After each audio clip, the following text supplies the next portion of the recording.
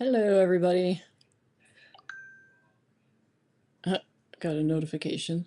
I got a notification that I'm going live. All right. So, for those of you who don't know me, my name is Brooke. I'm a nurse practitioner at Port St. Lucie Medical Wellness. And every Monday, or I try to do every Monday, I get on Facebook and Instagram and do a live. And I just talk about some health concerns or services that we offer that may kind of be not normal services that wellness places offer. Um, and then sometimes I give something away. So that's kind of what we do. I'm located in Port St. Lucie off of Port St. Lucie Boulevard. So it's 702 Southwest Port St. Lucie Boulevard. The number to reach us is 772-207-0080. And you can also text that number. Hey, Svetlana. You can also text that number, and I will respond to you as well. So for today's topic, we're kind of going to go off of what's been in the news lately, which is women and hormone replacement. So now all of a sudden, the FDA is going to get on board with hormone replacement for women, like some of the alternative medicine doctors like myself have been saying for a long time. So now all of a sudden they're going to recognize it. Hopefully it will become more accessible to women and women will start feeling better. We are way behind in that regard compared to men. Men have long been able to go to the doctor and have hormone deficiency symptoms and had many ways they could correct it. Women would go to the doctor with hormone deficiency symptoms, and you'd be lucky if they checked your estrogen and your progesterone. Hardly anybody would ever check testosterone. But those are all three hormones that women need, as well as men, to feel your best and to be healthy. So there were a lot of studies that came out a long time ago. Well, I say a long time ago, it wasn't really that long ago, 40 or 50 years ago, that tested estrogen and progesterone on women. So these hormones were derived from mare urine, horse urine, and were given to patients. The patients that they were given to, it was a relatively small amount of people, so a small study group. And that study group showed some incidences of breast cancer or incidences of blood clots. So how that kind of relates to now is that we do not use hormones derived from horse urine anymore. That seems kind of silly now when you look at it and you are injecting or ingesting orally something that came from a different animal, different species, right? So the other thing that was misconstrued in the study was that these hormone replacement therapies caused blood clots or caused breast cancer, when in fact that was not the case at all. The incidence of breast cancer or blood clots in that study group was exactly the same as the incidence of breast cancer or blood clots outside of that study group, just in the normal population. Hello. Um, so now they're kind of realizing that they're kind of recognizing the error of their ways. They're seeing how great women feel going to these wellness clinics or alternative treatment clinics like me, and they are starting to finally get on board with that. So your hormones can get off for many different reasons. They can get off for just because of aging. They can get skewed because of your diet, high sugar diet, high inflammatory diet, lack of exercise. Lots of different things can throw your hormones off. Lack of sleep, stress, all that stuff. So the main symptoms for most of the hormones My kitty's running around. The hormone deficiency in women, whether it be estrogen, progesterone, or testosterone, or cortisol, most women will feel tired, even though they're feeling tired, particularly at the end of the day. They can't sleep at night, or they fall asleep, they wake up at 2 a.m. and they can't go back to sleep. Or you're having hot flashes, sweats, right? Hot flashes in the middle of the night. So there are hormone replacements that can fix those things. You're gaining weight, even though you're working out and eating right, you have an inability to lose weight. You could be breaking out, so acne, or even inflammatory conditions like rosacea, that kind of stuff can all be hormone related. The main hormones in the body are produced by your thyroid gland, your adrenal glands, your ovaries, and then they are all, well, almost all of them are stimulated by the pituitary gland, which is underneath your brain. So those all control metabolism, mood, energy, sleep, and your menstrual cycles. So, hey, Kara. So when hormones are balanced, you feel great. So that's likely in your 20s to mid 30s. As early as 35, your progesterone starts to fall quite rapidly. And then by the time you're 45, it's fallen quite a bit. So when they're out of balance, you feel like you don't feel like yourself anymore. You'll have memory issues. You could get emotional very easily, those kinds of things. So the main hormones in women that can affect how you feel is estrogen, progesterone, which I already talked about, testosterone, cortisol, your thyroid hormones, and insulin. So insulin is produced by the pancreas, which is another hormone producing organ. So some signs and symptoms that you could be having some issues, kind of already touched on that, but fatigue, especially in the afternoon. And this isn't like, oh, I feel kind of tired. It's like fatigue. Like you can't, like it's difficult for you to get up and do anything. You're like worn out. You're like, fatigue is different than feeling tired. Irregular periods or heavy bleeding. You'll see that a lot with girls or women who have PCOS, which is polycystic ovarian kidney, or polycystic ovarian, what am I talking about? Ovarian PCOS. I'm looking at my husband to help, but he doesn't want to help. Syndrome, PCOS. Okay, got it.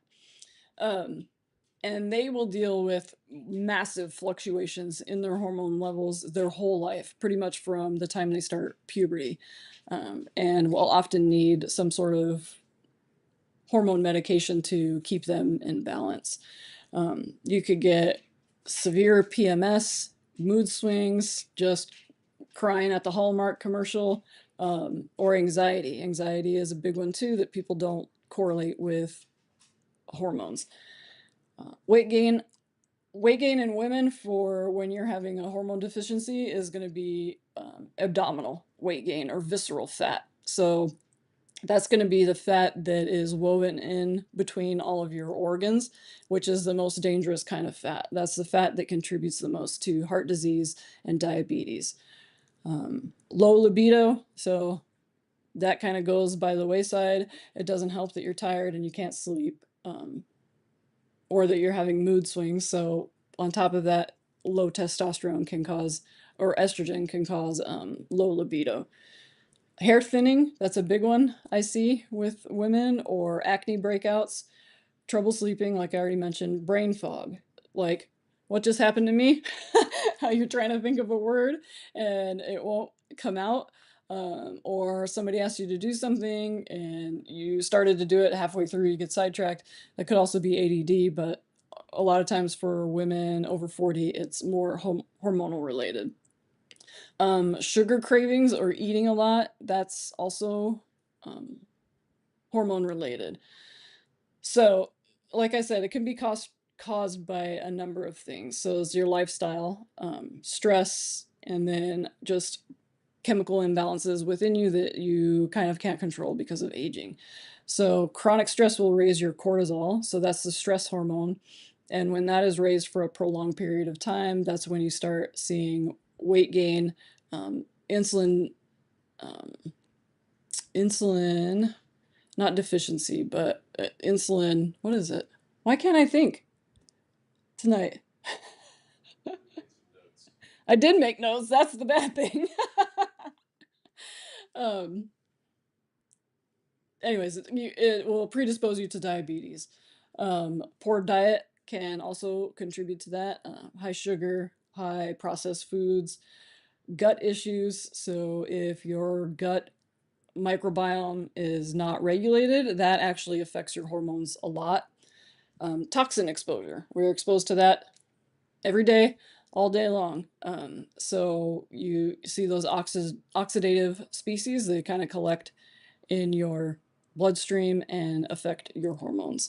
Lack of sleep or over exercising because you're trying to compensate for that weight gain, or you just got off some hormone. So you just got off birth control, or you just had a hormonal IUD removed, or you had a baby recently, and that those hormones can fluctuate after you have a baby for years. So how do we help? We help with balancing your blood sugar, getting a better diet, lowering your sugar intake, reducing stress through exercise. You can also, there's apps you can download that will put you through some breathing exercises or guided meditations. Those are also helpful. Walking, journaling can be helpful. So you just write everything down, get it all out. Gut health. So fermented foods help with that. And there's also probiotics, which many people are very familiar with, but there's also prebiotics, which are very important. So your whole gut, in your stomach and in your intestines, have different microbes in them that we need to be healthy.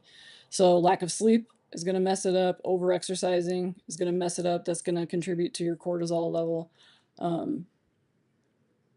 But so you can change your environment, which is hard for us to do, right? You could change the foods you eat, but it's hard for us to change the air we're breathing, where we're living, that kind of stuff. Get good sleep, 7 to 8 hours, and then you can come to somebody like me, which will do your blood work first, and we'll see where all your hormones are at, including your thyroid, because the thyroid is a major contributor to metabolism. So I check all of your hormone levels, your cortisol included, your insulin. I check hemoglobin A1C, which is a marker of diabetes. It's kind of like a snapshot of what your blood sugar has been running for the past 3 months. And then we look at those and we sit down together and we have a conversation. So if I see a number that's off, right? It's not within the normal range. That doesn't necessarily mean it's off for you. So for instance, if I see you have a low progesterone and I ask you, are you having a lot of sweats, like hot flashes? Are you having difficulty sleeping? And you say no, okay, well then we're not going to mess with that progesterone because you're doing fine on that. So if I see your estrogen is really high, are you having breast tenderness, bloating, emotional liability just all over the place, and you say yes, then we need something to kind of calm that estrogen down. If your testosterone is low, which most likely it is, then you'll be mental fog, fatigue, pain. You're like chronic pain, joint pain, that kind of stuff has a lot to do with low testosterone. So we would look at the numbers and talk with each other, take into account your symptoms and the numbers together, and then work out a plan based on that. So, like I said, hopefully the FDA is going to get on board with that, and then insurances will follow along. But if they don't, I'm always here. It may take them a little while, but I'm always here. So we do an initial blood panel, which is $360, and it's a complete blood panel. So I'm checking everything. Then after that, like I said, we have a meeting where we sit and talk to each other, and then we can decide what we why what we can put you on that can make you feel better. After we start you on and something, whatever it is, then in 6 weeks we recheck your lab work. We check the numbers, we check how you're feeling, and based upon your symptoms, we can alter what you're on. Or we can leave it. If you feel fine and the numbers are what they are, then we leave it. And then that is your dose of hormones that we would keep you on. And we would do another lab check in 3 months just to make sure everything's stable. And then, we would do labs every 6 months after that. And then we could tweak it as we go.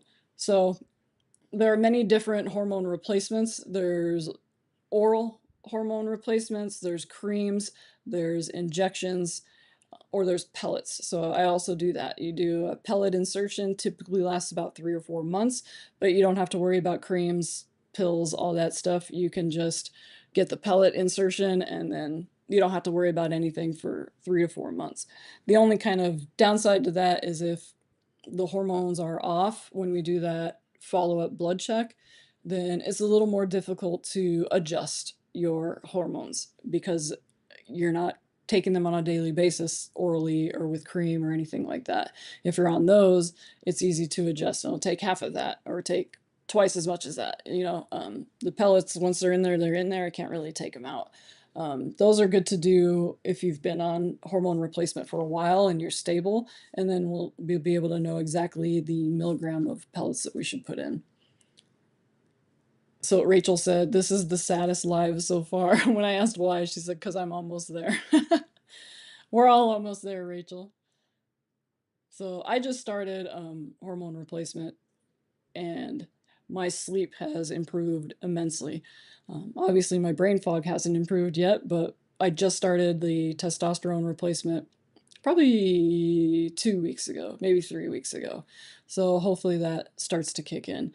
I'll check my labs in about 3 more weeks and see where I'm at. So that's kind of all I got for you guys. If you know of women who are kind of suffering through this and think that there's nothing they can do, please send this to them or give them my number, and I'll be happy to talk to them about it. But that's all I got for you guys. Does anybody have any questions? Comments? Hey, Victoria just joined. Okay, then I'm done. Again, call me at 772-207-0080, or you can text, and I'll be happy to work with you on any issues you're having, or make an appointment. The consultations are free, and I'll be happy to sit with you and talk to you as well. All right, guys, have a good Monday night, and I will see you next Monday. Have a good week.